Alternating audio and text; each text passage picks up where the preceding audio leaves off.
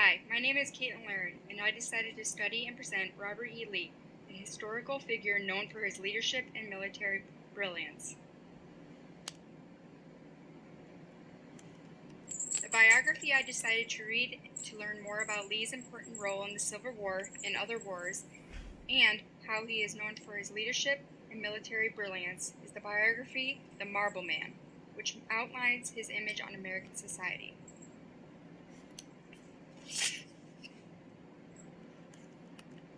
Robert E. Lee was born on January 19, 1807, in Stratford Hall, Virginia.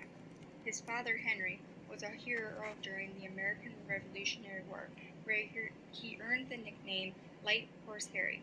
His mother, Anne Carter, came from a wealthy family. Despite that, they were not rich. His father died when he was a child and left behind a widow with 7 children.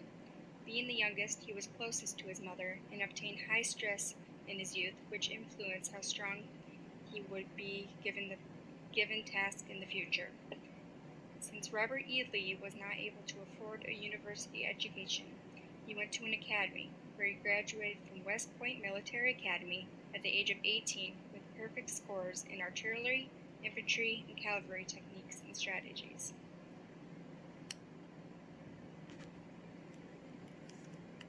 Lee's first encounter with combat and war took place during the Mexican-American War.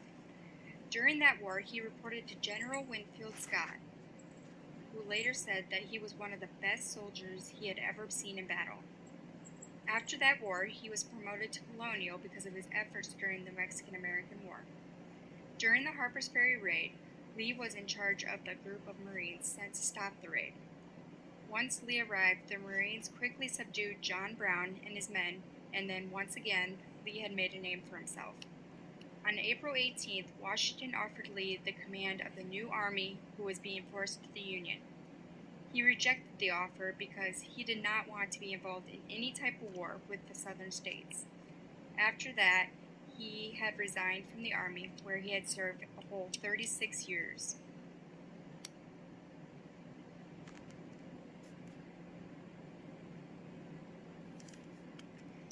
Lee commanded many of the famous battles during the Civil War. He commanded the 7 Days Battle, the Battle of Antietam, the Battle of Fredericksburg, the Battle of Gettysburg, the Battle of the Cold War, and the Battle of Appomattox. He was commander of the Army of Northern Virginia. Lee took command of the most important armies during the Civil War. The Virginia Army fought many of the key battles of the Eastern Front. Lee chose many talented officers such as Stonewall Jackson and Jeb Stuart. Although the Confederate armies were consistently outnumbered by the Union, Lee and his men managed to win many of the battles. Lee earned the nickname Gray Fox. The gray was because he wore a gray uniform, and the fox was because he was smart and cunning as a military leader. The surrender. Lee fought his best, but eventually, with the overwhelming numbers of Union forces, he was forced to surrender. On April 9, 1865, Robert E. Lee surrendered his army to Ulysses S. Grant. He received good terms for his soldiers, who were given food and allowed to return home.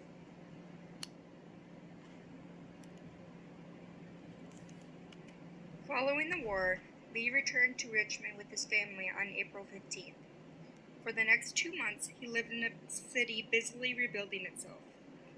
He then got offered to become the president of Lexington College, which he had accepted.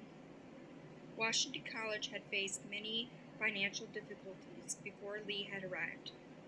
Over the next 5 years, the college grew physically and financially because of Lee. That summer, him and his family took up residence at Derwent. There, Lee enjoyed the country life and considered buying land and living out his remaining years as a farmer. Unfortunately, his heart condition had plagued him during the war and grew more apparent in the late 1860s. Lee then had a massive stroke on September 28, 1870. 2 weeks later, on October 12th, Lee died at his home on the college campus at the age of 63 years old. Robert E. Lee was considered one of the most influential men in history. Although he wasn't all for slavery, he was reported to have felt sympathetic towards them.